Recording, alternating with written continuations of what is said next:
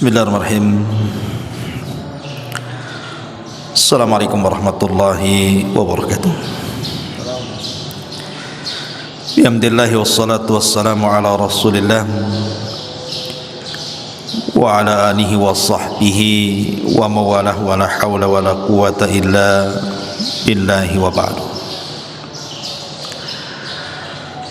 Alhamdulillah, di pagi hari ini balik kita bisa sholat subuh berjamaah. Salawat dan juga salam tahdiahkan kepada Rasul kita Nabi besar Muhammad sallallahu alaihi wa ala alihi wasallam. Ma'asyiral muslimin yang dimuliakan Allah Subhanahu wa taala, ada sebuah syair yang bagus untuk kita renungkan.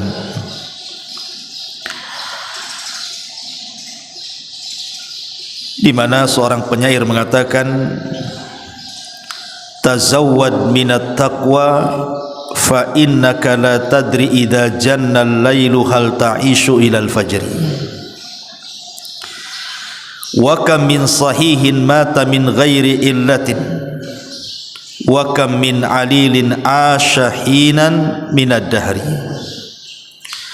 fakam min fatan amsa wa asbaha dhahika wa qad nusizat aqfanuhu wa huwa la yadri wa kam min sigarin yurtaja tulu umrihi wa qad udkhilat ajsamuhum dhulmatal qabri wa kam min arusin zayyanuha li zawjiha wa qad kubidat azwa arwahuhum lailatal qadri.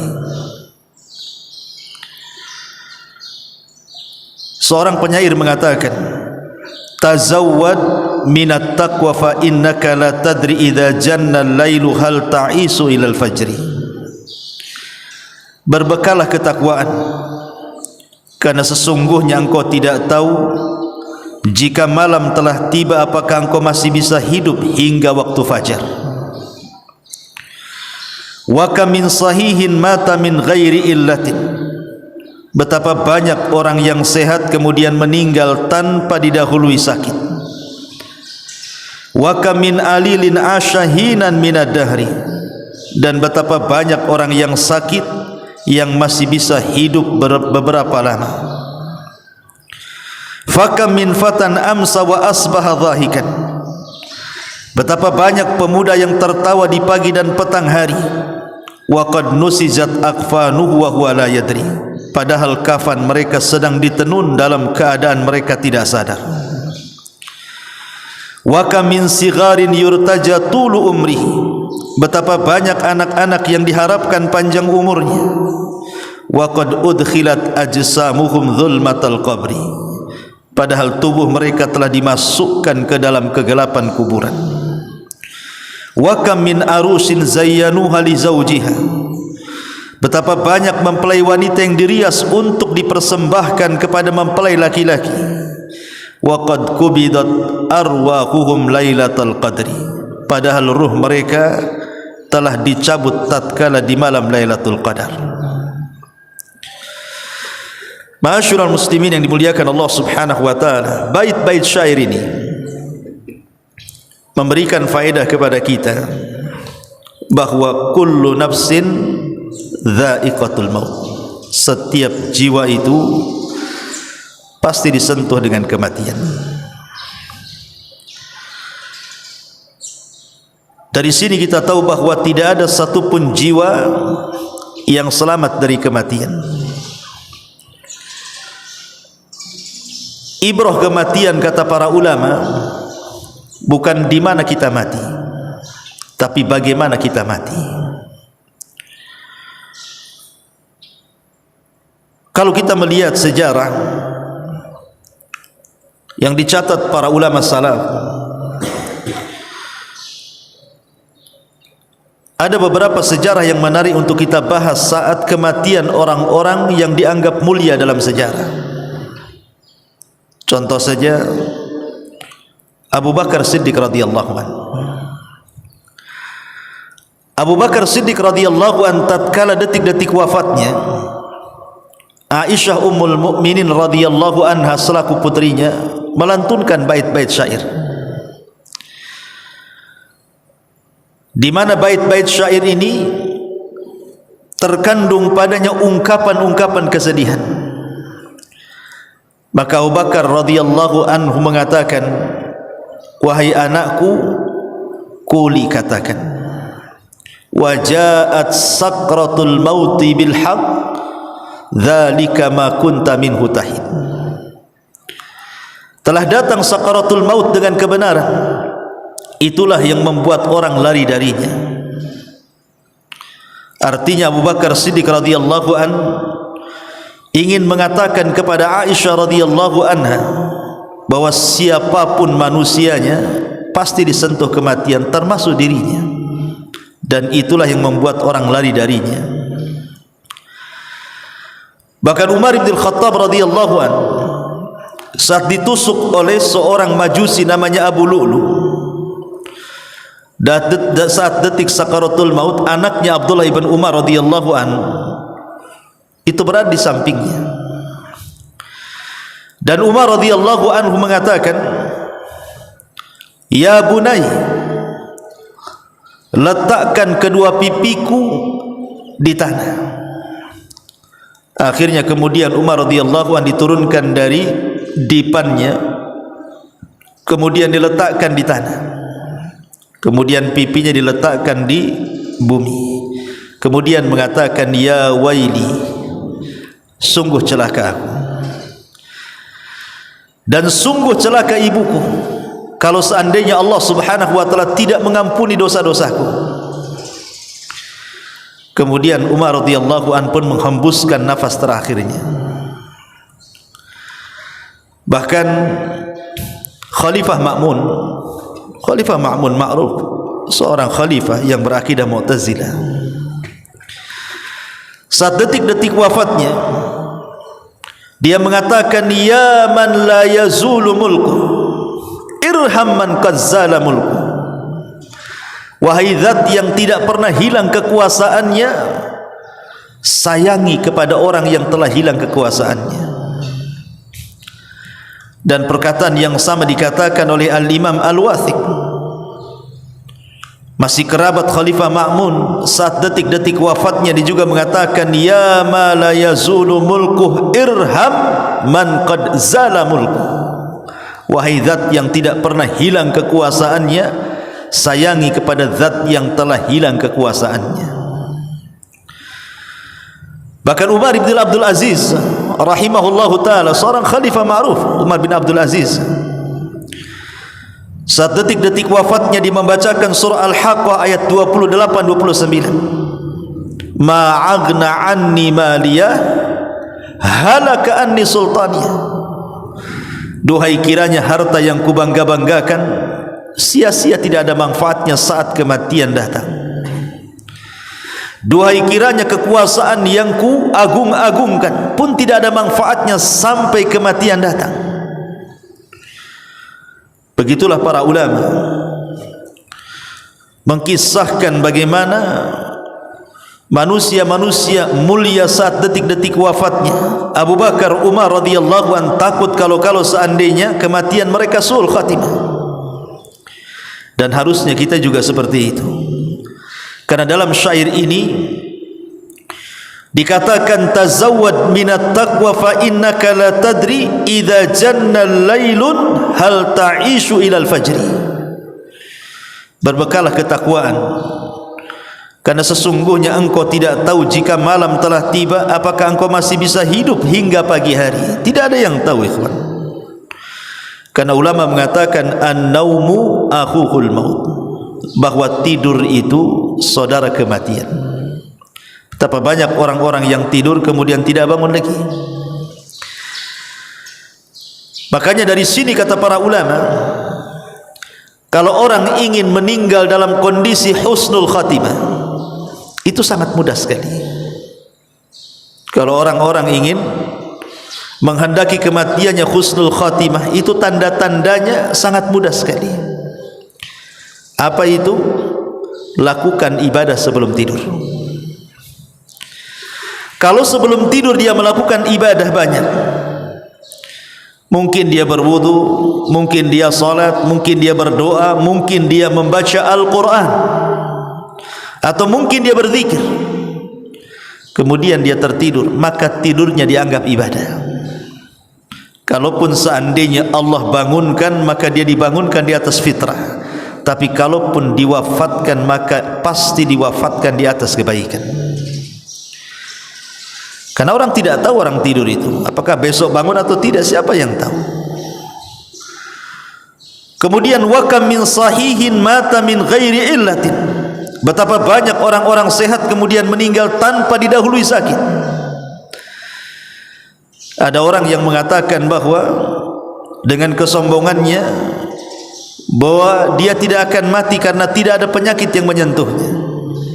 Rupanya dia pula yang pertama meninggal sebelum orang yang sakit bertahun meringkuk dalam pembaringan. Kan banyak, apalagi kemarin saat corona kan, nampak pagi siang ngopi dengan kita, ngobrol dengan kita, besoknya kena vaksin mati. Nampak gagah badannya, mati juga. Bukan mati karena suntik vaksin, ya memang sudah waktunya dia mati. Wa kam min alilin ashahina minad dahri. Dan betapa banyak orang-orang yang sakit yang masih bisa bertahan hidup hingga lama. Kita lihat di rumah sakit itu, kadang-kadang ada orang yang menjaga orang yang sakit, yang menjaga mati duluan, yang sakit pula tak mati-mati. Karena sakit itu bukan tanda kematian, begitu juga sehat bukan tanda kehidupan. Karena kematian itu sudah ditakdirkan masalahnya. Ada seorang raja yang sangat kaya raya, penuh dengan kekuasaan, sombong dia, bawa pasukan dia. Tiba-tiba di tengah jalan dihadang oleh orang yang nampaknya dia fakir, menghalangi jalan sang raja ini. Kemudian sang raja marah dan mengatakan, "Man-an, siapa kamu? Menghindar kau dari jalanku." Maka orang ini mengatakan, "Tidak, aku tidak akan menghindar dari jalan sampai aku ada hajat dan keperluan kepadamu." Maka orang-orang yang dibawa sang raja congkak zalim ini, sombong ini, berusaha untuk menyingkirkan orang yang menghalangi itu. Tapi sang raja kemudian turun dari kudanya dan mengatakan, "Ada apa dengan kamu?" Maka orang ini mengatakan, "Ada hajat keperluan kepadamu, tetapi hanya saya dan kamu saja. Jangan bawa prajuritmu." Akhirnya kemudian menyingkirlah sang raja dengan orang fakir tadi. Setelah berdua-duaan, sang raja mengatakan, "Man-an, siapa kamu?" Maka orang ini mengatakan, "Ana malakul maut, saya adalah malaikat maut." Kemudian dicabut rohnya sang raja zalim ini. Ma'asyiral muslimin yang dimuliakan Allah Azza wa Jalla, siapa yang tahu kematian? Nabiullah Sulaiman alaihi salam sedang berdua duduk bersama perdana menterinya, ngobrol di sebuah ruangan. Tiba-tiba pintu diketuk. Kemudian Nabiullah Sulaiman membuka pintu itu. Rupanya nampak orang yang sangat hitam, legam, menakutkan, dan matanya sangat tajam memandang perdana menteri itu. Kemudian ngobrol sebentar dengan Nabiullah Sulaiman, orang yang menakutkan itu pergi. Sang menteri ngomong kepada Nabiullah Sulaiman, "Siapa dia?" Maka Nabiullah Sulaiman mengatakan, "Huwa malakul maut." Dia adalah malaikat maut, katanya, mau mencabut nyawa seseorang. Maka sang perdana menteri ini ngomong kepada Nabiullah Sulaiman, "Jangan-jangan itu nyawaku yang akan dicabut, wahai Sulaiman. Bawa aku dengan kekuatan awanmu pergi dari sini. Terserah kau tempatkan di mana, asal jangan dia dipertemukan dengan aku," katanya. Akhirnya Sulaiman, karena dia menundukkan angin dan juga awan, maka kemudian Nabiullah Sulaiman dengan orang ini pergi, rupanya sampai di India. Ketika turun dari awan, rupanya orang yang menakutkan itu sudah menunggu di situ. Subhanallah. Akhirnya dicabutlah nyawa dia. Dari sini Allah katakan, aynama takunu yudrikumul maut walau kuntum fi burujin musayyadah. Dimanapun kalian berada, kematian itu pasti menembusmu, walaupun kau bentengi rumah kamu dengan benteng yang sangat kokoh sekalipun. Malaikat maut tidak ada pantangan dengan benteng. Kalau waktunya mati, mati. Maka di sini, wa kam min sahihin mata min ghairi illah wa kam min alilin asyahina minad dahri. Betapa banyak orang yang sehat kemudian meninggal tanpa didahului sakit, dan betapa banyak pula orang sakit pasti bisa bertahan hidup dengan lama. Fakam min fatan amsa wa asbaha dhahikan wa qad nusijat akfanuhu wa huwa la yadri. Betapa banyak anak-anak muda yang tertawa di pagi hari dan petang hari, padahal kafan mereka sedang ditenun dalam keadaan mereka tidak sadar. Bahkan menurut penelitian para pakar, tingkat kematian hari ini antara orang-orang tua dan anak-anak muda itu lebih banyak dialami anak muda dibandingkan orang tua. Beda kalau dulu ya. Kalau dulu mungkin orang tua lebih banyak meninggal dibandingkan anak muda.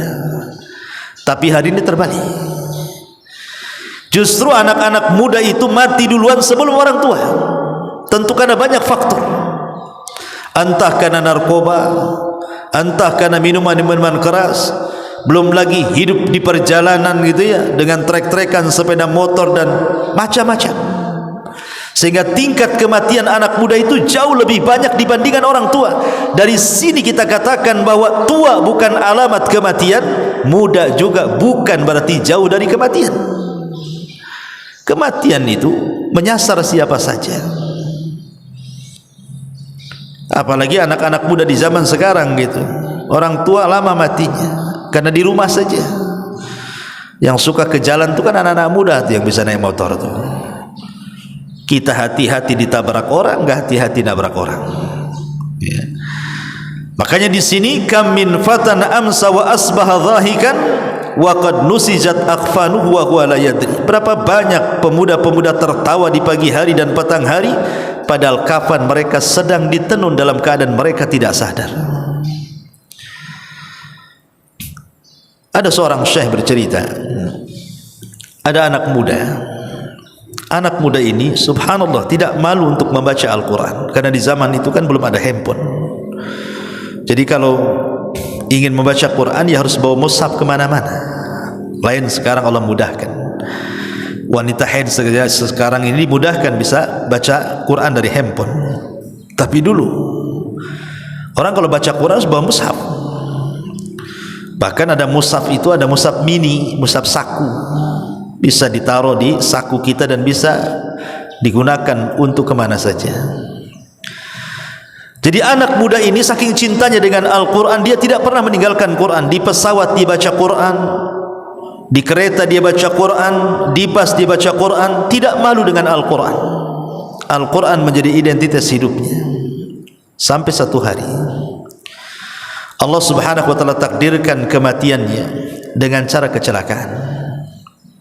Jadi dia naik mobil, kemudian tabrakan dengan hebat sekali sampai akhirnya koma. Kemudian dia pun dibawa ke mustasfa, ke salah satu rumah sakit. Maka sang alim, ada seorang alim berziarah kepada anak muda ini. Subhanallah, kata sang alim ini, anak muda ini sepanjang perjalanan, dari mulai dia tertabrak mobilnya kemudian hancur, dia pun luka-luka dan dia pun koma, tapi lisannya tidak pernah diam dari qiraatul Quran. Apa yang dibaca? Wan najmi idza hawa ma dhalla sahibukum wa ma ghawa wa ma yantiqu anil hawa in huwa illa wahyun yuha. Ini yang diulang-ulang. Surah Najm. Wan najmi idza hawa, Ma dhalla sahibukum wa ma gawa wa ma yantiqu anil hawa. Tidaklah Muhammad berucap dengan hawa nafsunya. In huwa illa wahyun yuha, yang keluar dari lisannya adalah wahyu yang diwahyukan kepadanya. Dia mati dalam kalimat in huwa illa wahyun yuha. Anak muda tapi mati di atas husnul khatimah. Itu yang kita inginkan. Karena setiap manusia itu akan dibangkitkan sebagaimana kematiannya. Kalau dia meninggal saat membaca Quran, maka dibangkitkan juga saat membaca Quran. Kalau dia meninggal saat sujud, seperti yang terjadi kepada seorang budak hitam yang legam yang dibawa oleh Abdullah ibn Mubarak dari kota Madinah menuju Syam. Karena budak ini saleh, ingin dipertunjukkan kepada para ulama-ulama yang ada di Syam bahwa masih ada orang-orang yang mustajab doa. Tiba-tiba setelah budak ini mendengar bahwa dia akan diperkenalkan dengan para ulama karena dia mustajab doa. Sebab ketika ahlu Makkah melaksanakan istisqa tidak turun hujan. Tiba-tiba budak hitam ini berdoa, tahu-tahu turun hujan. Jadi Abdullah ibn Mubarak heran dengan kealiman sang budak ini, sehingga dia ingin membawanya ke Syam, ke Irak sana. Ketika budak ini tahu dia akan dibawa ke Irak, dia minta izin kepada Abdullah ibn Mubarak untuk berwudu. Kemudian salat 2 rakaat. Dalam sujudnya dia meminta agar diwafatkan, dan dia mustajab doa. Ketika dia sujud lama tidak bangkit-bangkit, rupanya meninggal. Maka man mata ala syai'in, siapa yang mati dalam bentuk apapun, maka dia pun akan dibangkitkan seperti itu. Kalau dia mati dalam posisi sujud, maka dibangkitkan ketika sujud.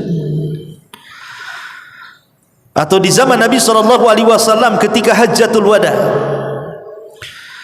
ada seseorang naik unta, kemudian jatuh dari unta di atas kain ihramnya, kemudian meninggal.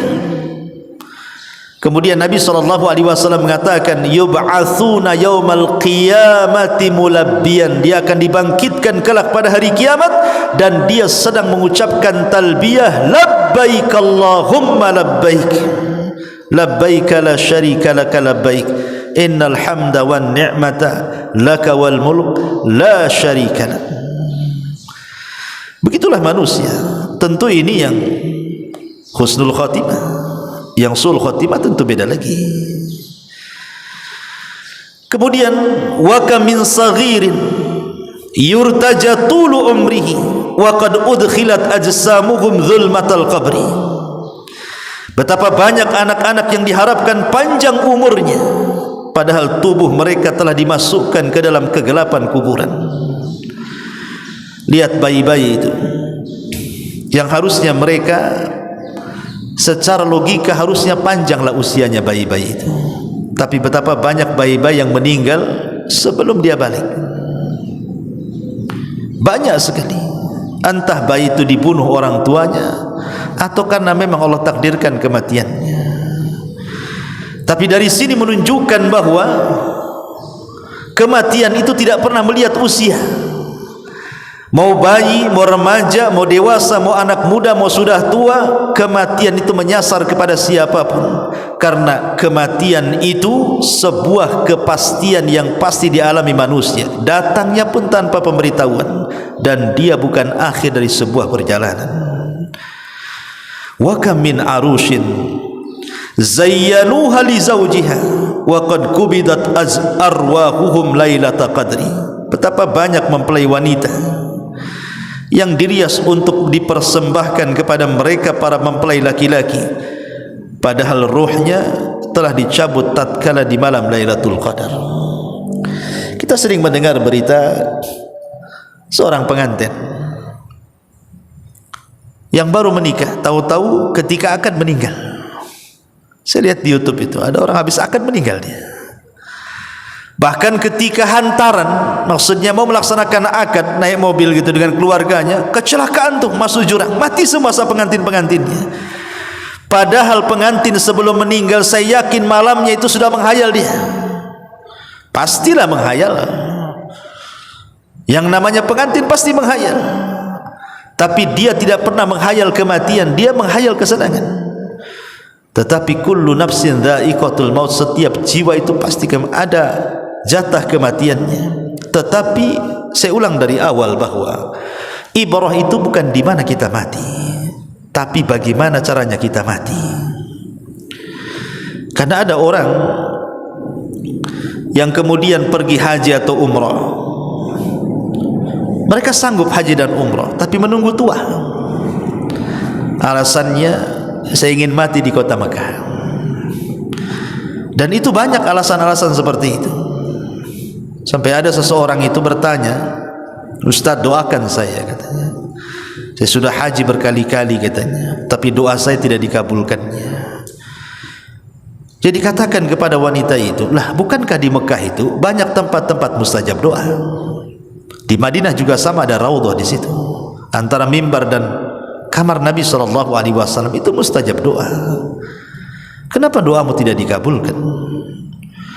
Kemudian sang wanita ini mengatakan bahwa buktinya aku tidak dikabul-kabulkan doa. Lalu doa apa yang kau panjatkan? Dia mengatakan, "Saya ingin mati di kota Mekah," katanya. Buktinya saya masih hidup, katanya. Dia pikir orang mati di kota Mekah itu langsung masuk surga, mungkin begitu. Jadi kalau ada orang yang berpikir seperti ini, antum ngomong saja sama orang itu, "Antum bisa bahasa Arab?" kata. "Tidak bisa, jangan mati di sana. Malaikat sana nanyanya pakai bahasa Arab." "Mati sini aja lah, nanya pakai bahasa Melayu," kata.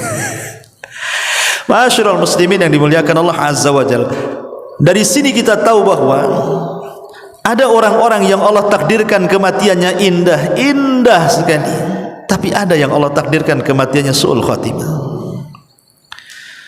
Ada seorang syekh bercerita, di zaman ulama salaf dulu ada seorang saleh, anak muda saleh, anak muda yang sangat saleh sekali.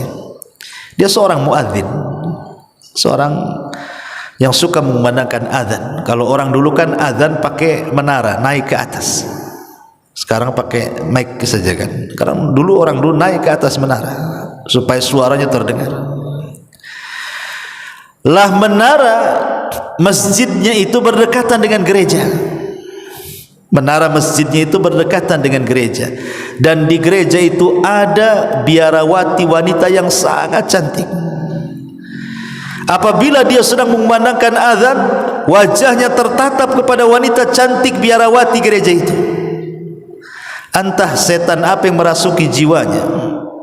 Akhirnya dia pun, karena setiap hari azan, setiap itu pula dia melihat, dan wanita itu pula melihat dia. Allah takdirkanlah jatuh cinta dua sejodi ini. Zaman dulu tidak ada handphone. Kalau sekarang ya minta nomor telepon, minta WhatsApp, minta grup gitu ya. Zaman dulu ya masih kecil-kecil kan, pakai surat linting bahasanya. Di surat gitu ya, itu udah senang tuh, bahagia luar biasa itu. Baru pegang suratnya, belum pegang orangnya. Orang dulu kan begitu, baru lewat saja nggak natap udah senang. Akhirnya kepikiran dia ingin meminangnya. Namanya biarawati kan tidak boleh menikah masalahnya, tapi kadang sudah cinta. Anak muda ini memberanikan diri datang ke gereja, kemudian bertanya kepada orang tuanya. Ditunjukkan orang tuanya, tapi orang tuanya menolak mentah-mentah. Kenapa? Biarawati tidak boleh kawin ya. Akhirnya kemudian dia pun sakit di atas cintanya sampai dia terbaring, kemudian sakit parah.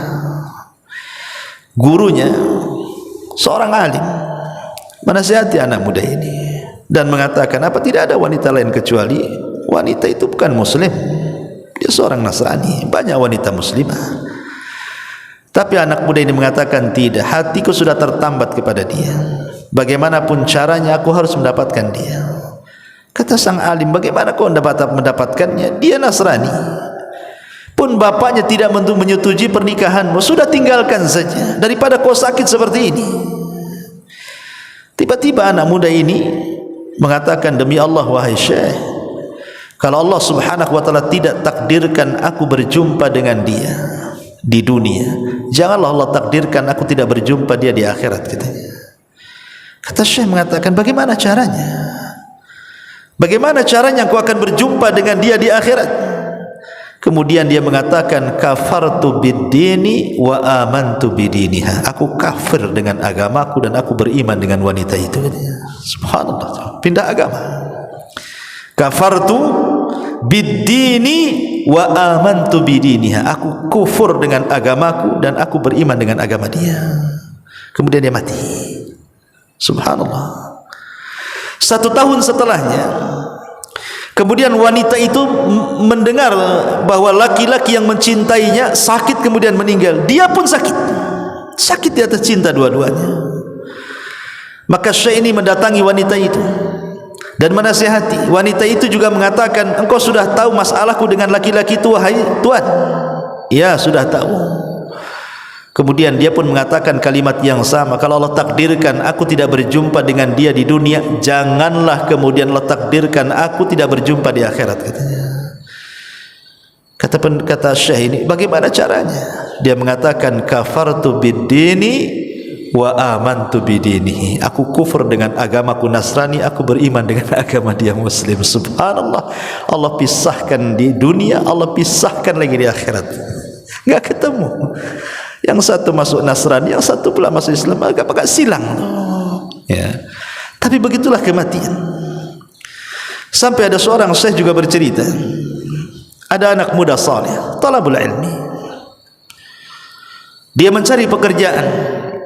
Akhirnya kemudian dia dapatlah pekerjaan di kapal yang suka mengangkut kontainer-kontainer besar dari negara ke negara. Akhirnya dia pun naiklah ke kapal tersebut. Kebetulan kapal ini mengarah ke India. Karena dasarnya orang alim, dia berusaha berdakwah di atas kapal itu. Di kapal itu tidak pernah ada orang azan, dia azan. Tidak pernah ada orang qomat, dia qomat. Tidak ada orang pernah solat berjamaah, dia ajak orang satu kapal solat jamaah. Senanglah orang-orang kapal itu. Sampai pada waktunya kapal ini menyandar di sebuah kota, isinya maksiat. Kota itu maksiat semuanya. Kemudian setelah tahu anak muda ini bahwa kapalnya harus ngedok di situ, bersandar di situ karena harus menurunkan barang dan menaikkan barang, dia pun tidak berani turun karena dia tahu ini negara syubhat.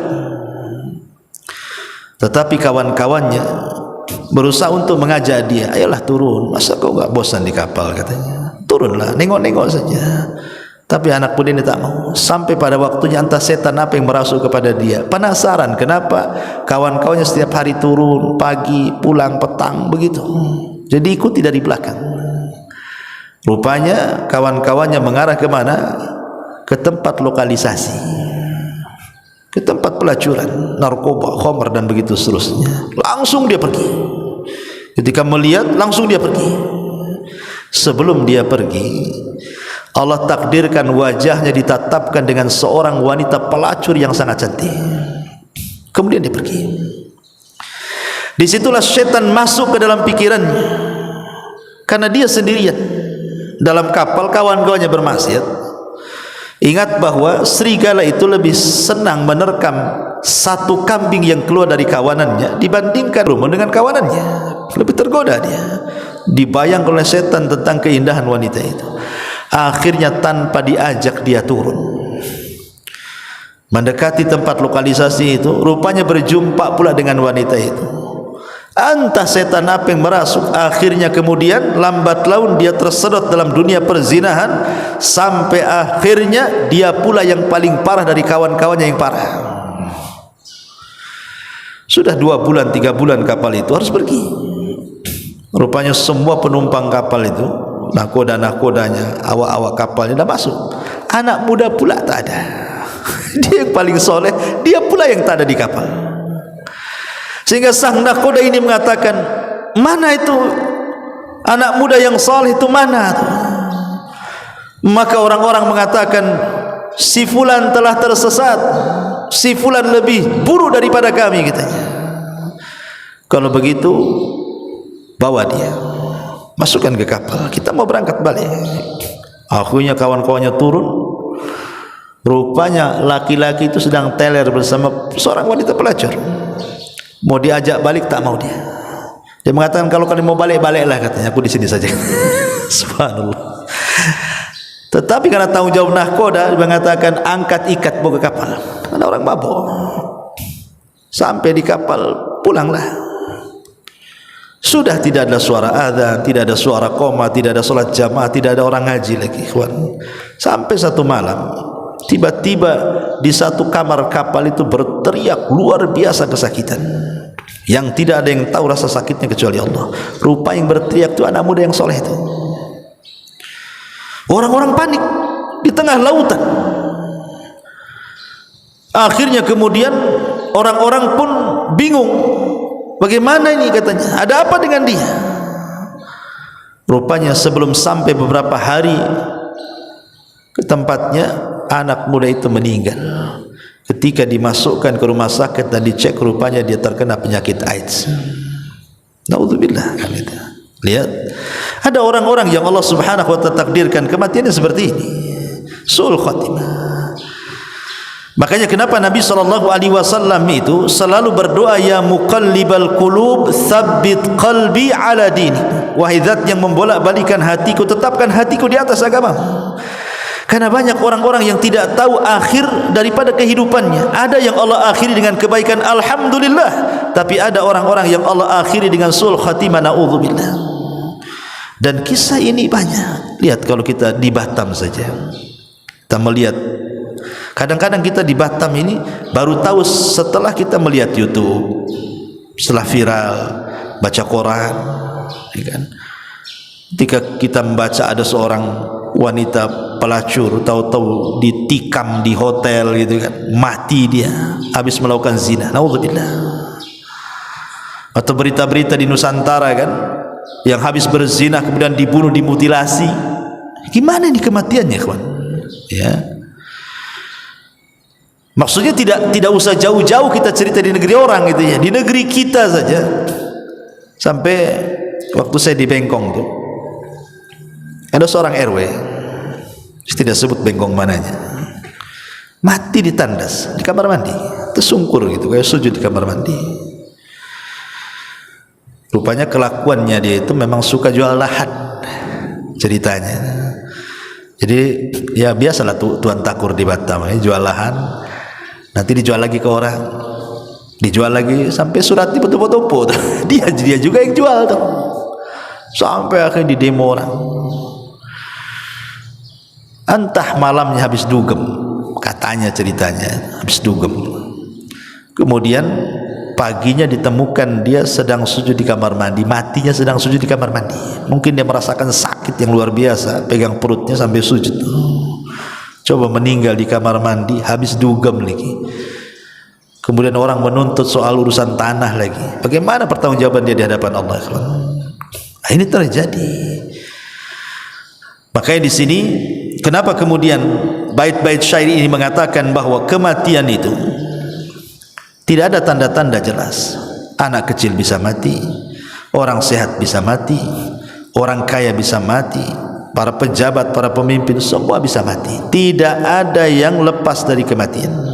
Herannya, ada di antara kita itu yang setiap hari melihat ada orang mati. Jelas, kita sendiri suka memandikan orang mati, bahkan mengantarkan ke kuburan, bahkan masuk pula ke liang lahat. Tapi sedikit sekali orang yang mengambil ibrah bahwa kita juga akan mati seperti dia. Itu masalahnya. Kan kita hari-hari melihat orang kematian. Kenapa coba?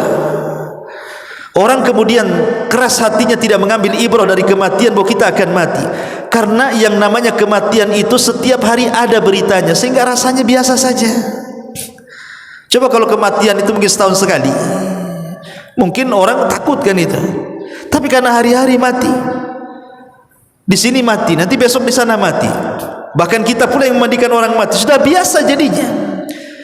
Kebiasaan itulah menjadikan kematian bukan perkara yang luar biasa bagi kita. Itu pula yang menjadikan kita tidak bisa mengambil ibrah kematian. Padahal orang yang cerdas itu, kata Nabi SAW, al-kayyisu man dana nafsah wa amila lima ba'dal maut. Orang yang cerdas itu orang yang introspeksi. dan orang yang mempersiapkan setelah kematiannya. Artinya orang yang tidak cerdas itu orang yang tidak pernah introspeksi, dan orang yang tidak pernah mempersiapkan setelah kematiannya, itulah orang bodoh. Ma'asyiral muslimin yang dimuliakan Allah Subhanahu wa taala, maka kalau kita melihat jejak-jejak pendahulu kita, jangankan orang biasa sekelas para nabi ya. Nabi SAW katakan, innaka mayyitun wa innahu mayyitun, engkau akan mati sebagaimana mereka juga akan mati. Dan Rasul meninggal di usia 63 tahun, dan umatnya pun kurang lebih daripada usia nabinya. Makanya Rasul mengatakan, a'maru ummati baina sittina wa sab'in, usia umatku berkisar 60 sampai 70. Artinya kalau kita usianya sekarang 40 atau di atas kepala 40 gitu, atau 50, berarti sudah dekat tuh. Padahal itu sendiri tidak bisa kita prediksi kan. Betapa banyak orang-orang yang sudah 70 tahun lah usianya, merasa dia akan hidup selamanya. 70 tahun, atau mungkin lewat daripada 70 tahun, seolah-olah nggak akan mati dia, padahal sudah lewat tuh. Rasul mengatakan, wa qalilun ma yujawizu dzalik, sedikit yang melewati itu. Artinya sudah lewat daripada 70 tahun kan. Lah kenapa orang tidak mengambil ibrah kematian coba? Ya, sekali lagi karena hari-hari kita melihat kematian jadi biasa kita melihatnya. Tetapi sekali lagi, bagi kita orang yang beriman, tentu kematian adalah akhir daripada penderitaan. Tapi bagi orang-orang yang tidak beriman, kematian itu awal daripada penderitaan. Wallahu alam. Mudah-mudahan mengambil ibrah dari ceramah singkat ini. Subhanallah bihamdika, asyhadu an la ilaha illa anta, astaghfiruka wa atubu ilaik. Allahu ta'ala alam. Assalamualaikum warahmatullahi wabarakatuh.